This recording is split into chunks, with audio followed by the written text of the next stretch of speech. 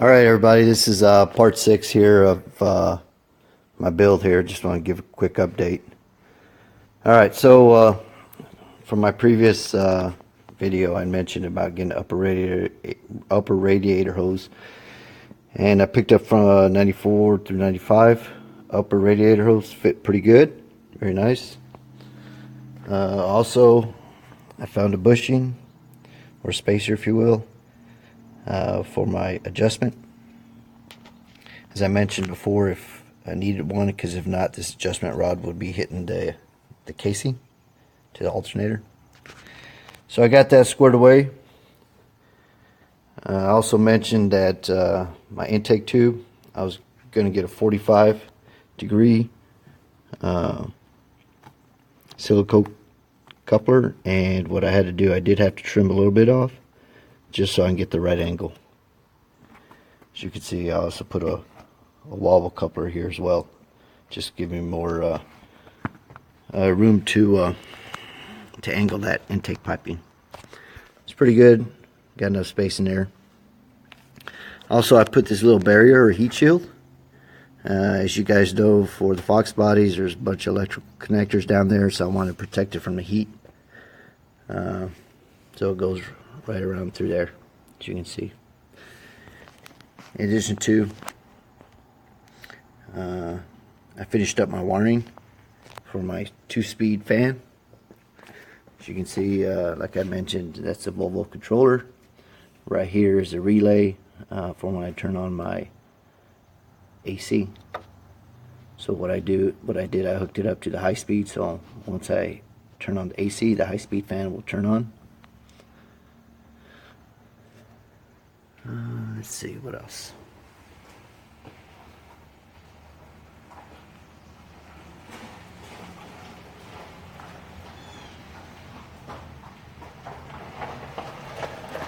Today I just got done bleeding the brakes, so I got that squared away.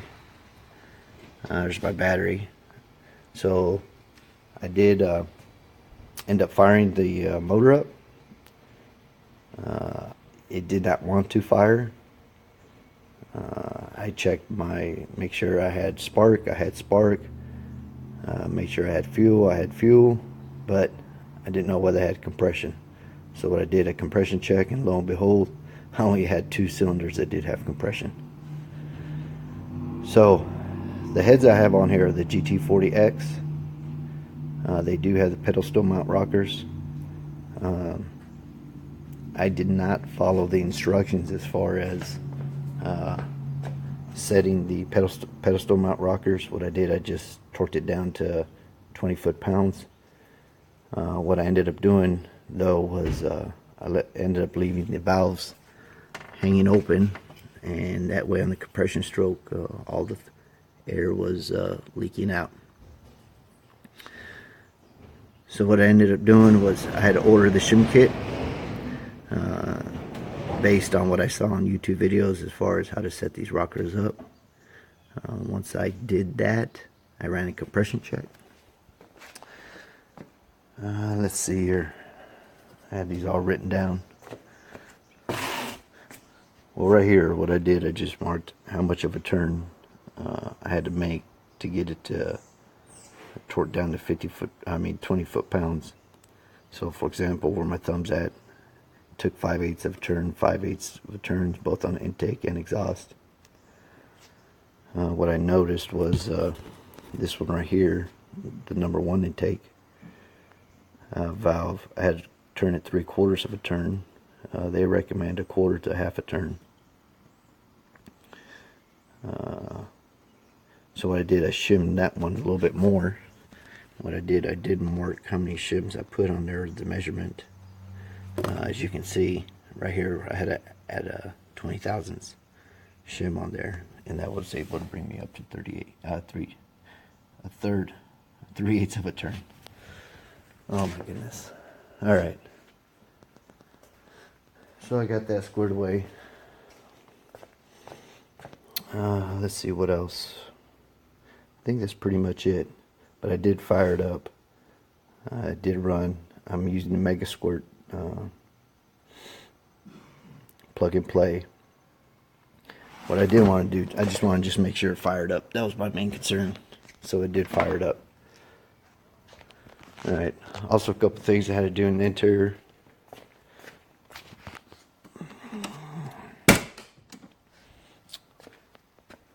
So what I noticed, or when I had everything plugged in, secured, my power locks did not work.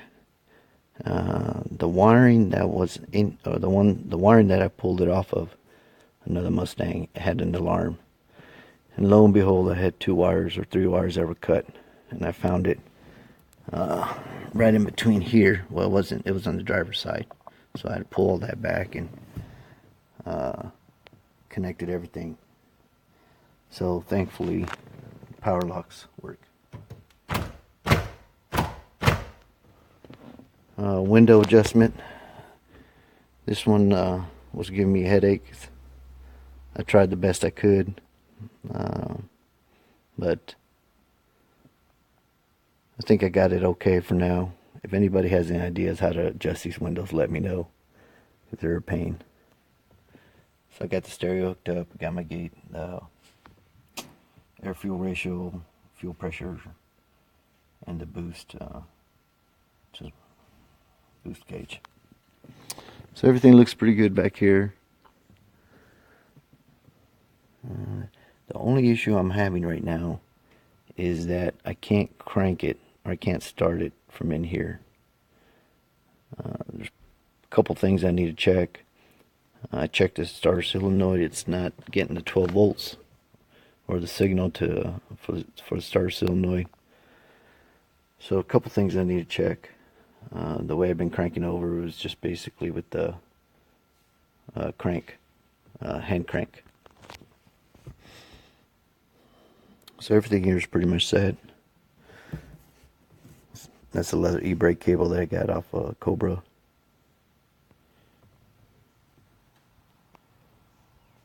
But these door panels, don't know whether I mentioned it before, but these door panels are the basic ones that you can buy off late model restoration.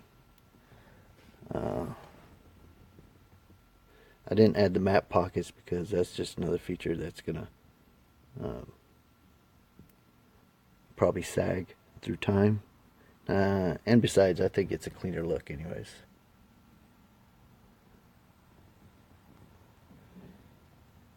So yeah, just gotta put my emblem up here. Other than that, there's my cable to the Megasquirt. I'm sorry, the Megasquirt. Everything is good. That little red wire there is just an extra wire I put through the firewall, just in case if I need to get some type of power source, whether it be power all the time or through ignition. Just an extra one, that's all. I'll probably tuck that up. Here, what I did, let me see if I can show you. These gauges have where you can program them. So I just got to connect them there. But then, if I don't need them, I just took them up. Took them up behind the center console. Alright, that's pretty much it. I'm going to go ahead and, like I said, I just got done bleeding the brakes. Let's see. Oh, another wiring issue that I had. I had issues with popping the fuse in regards to the cigarette lighter, along with the horn. So what I ended up doing, I had to pull the front seat out. I looked at some of the wires. Now there's some wires that go right around here, around on the hump. Now them wires were somehow it got very hot on the tunnel, and it kind of melted them together. So in essence, I had to redo that wiring. It was I think it was about 4 wires. So I had to cut and splice, and so that's all resolved, thankfully. But it did take me like a day, maybe 6 hours. Everything else, let's see.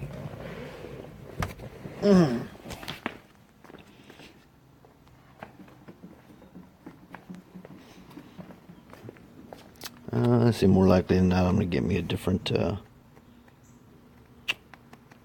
heat blanket there for the compressor. I'm sorry, for the turbine. Also got the belt for some of you that might want to know about it. It's or the size. It's a 72-inch belt. Let's see, another thing is my wastegate. I don't know whether I showed you my wastegate or not. My wastegate's right up in there. I had to remove the canister on the outside of the frame. I got the wastegate right there, and then I got my dump. As you can see, I have it marked. That's where I'm going to cut it, because it does sit a little too low. Alright, so a couple things I need to do before I get on the road. One is obviously headlights. More likely than not, I'll be getting the smoked ones, just to go with the theme. Also have an alignment. I need to take it to the alignment shop, or a shop that can do the cast camber plates. Also want to put the subframe connectors. So I got to find a shop that has